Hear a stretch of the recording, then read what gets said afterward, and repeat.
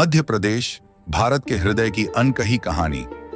कभी सोचा है, भारत के नक्शे के ठीक बीचों बीच बसा वो प्रदेश जहां पत्थरों ने इतिहास लिखा, जहां जंगलों ने युद्ध देखे और जहां हर युग ने अपनी छाप छोड़ी।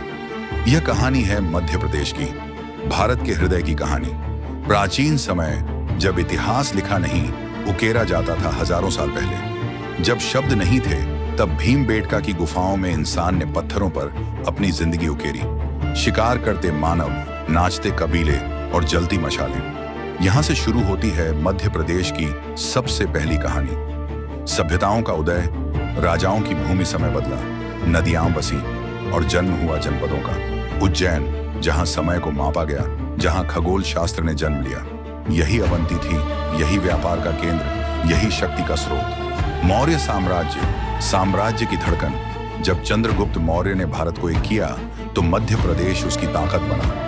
और जब अशोक युद्ध से थककर शांति की राह पर चला, तो उज्जैन उसकी साधना भूमि बना। यहीं से फैला बौद्ध धर्म का संदेश, अहिंसा, करुणा और धम्म। स्वर्ण युग, गुप्त काल। फिर आया वो समय जिसे भारत का स्वर्ण युग कहा गया। उज्जैन बना राजधानी, कालिदास ने शब्दों को अमर किया और कला ने आकार लिया।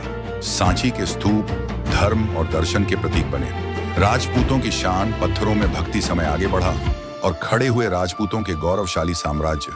धार के राजा भोज ज्ञान के प्रतीक बने और चंदेलों ने खजुराहों में पत्थरों से प्रेम, भक्ति और जीवन को गढ़ दिया। आज भी वे मंदिर बोलते हैं। सल्तनत और मुगल, सत्ता के नए रंग। मालवा पहुंचे सुल्तान, मांडव बना शाही नगर। फिर मुगलों का दौर आया, जहां प्रशासन बदला पर संस्कृति जीवित रही। ग्वालियर, भोपाल, उज्जैन इतिहास के साक्षी बने।